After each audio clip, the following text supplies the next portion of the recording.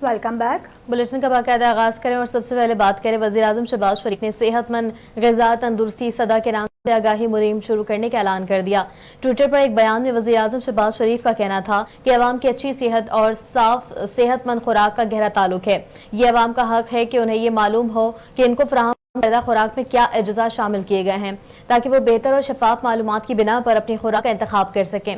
वज़ीर आज़म का कहना था कि मेरी हिदायत पर सेहतमंद ग़िज़ा तंदुरुस्ती सदा मुहिम का पूरे पाकिस्तान में इजरा किया जा रहा है।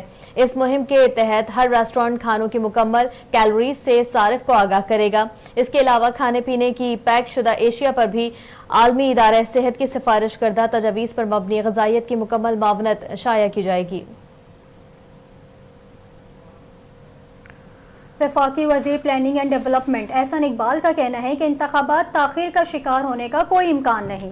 जैसे ही आईनी मुद्दत पूरी होगी इक़्तिदार से अलहदा हो जाएंगे और मुशावरत के बाद निगरां हुकूमत सामने आ जाएगी। लाहौर में एहसान इकबाल ने life time achievement national engineering excellence award की तकरीब से खिताब करते हुए कहा कि आवाम से कहूँगा कि आपने तमाम जमातों का तजुर्बा किया, लेकिन नून लीग के दौर में मुल्क की तारीख की रिकॉर्डेड तरक्की हुई।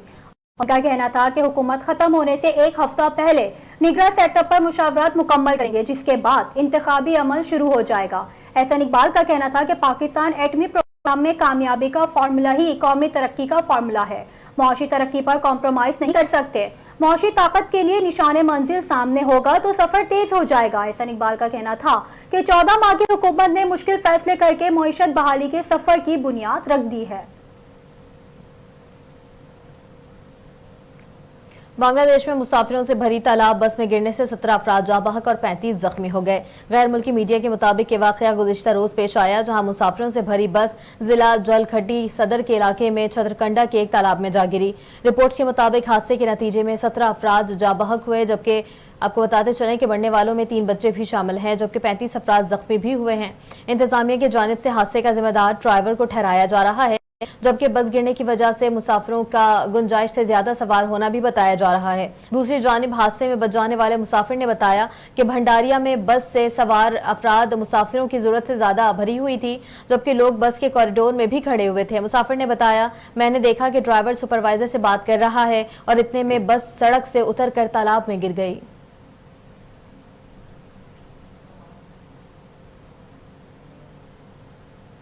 आगे बढ़ें और आपको बताएं, इलेक्शन कमीशन ने निगरां वजीर खैबर पख्तूनख्वा शाहिद खटक को ओहदे से हटाने का हुक्म जारी कर दिया। शाहिद खटक ने नौशहरा में सियासी तकरीर की थी, जिसमें उन्होंने परवेज खटक और मौलाना फजलुर रहमान पर तनकीद की थी। तनकीद करने पर इलेक्शन कमीशन ने निगरां वजीर खैबर पख्तूनख्वा शाहिद खटक को ओहदे से हटाने का हुक्म जारी किया, जिस पर शाहिद खटक ने इलेक्शन कमीशन का फैसला यकतरफा करार दे दिया। इसी हवाले से सेक्रेटरी इलेक्शन कमीशन ने निगरां वज़ीर आला पंजाब मोहसिन नकवी को भी खत लिख दिया है। खत में उम्मीद जाहिर की गई है कि निगरां हुकूमत इलेक्शन पर अमल असरअंदाज होने की कोशिश नहीं करेगी और वाज़ेह किया है कि तमाम सियासी फरीकीन को बराबरी के मौके फराहम किए जाएंगे। और एशिया कप के फाइनल में भारत ए ने पाकिस्तान शाहीन्स के खिलाफ टॉस जीतकर फील्डिंग का फैसला किया है। इमर्जिंग एशिया कप का फाइनल श्रीलंका के शहर कोलंबो में खेला जा रहा है, जहां भारतीय कप्तान यश धुल ने टॉस जीता है और पाकिस्तान को बैटिंग की दावत दी है। फाइनल में पाकिस्तान की जानिब से टीम में कप्तान मोहम्मद हारिस समेत साइम अयूब, साहबजादा फरहान, उमैर बिन यूसुफ, तैयब ताहिर, कासिम अकरम, मुबस्सिर खान, मोहम्मद वसीम जूनियर, मेहरान मुमताज, राशिद इकबाल और सुफियान मुकीम शामिल हैं।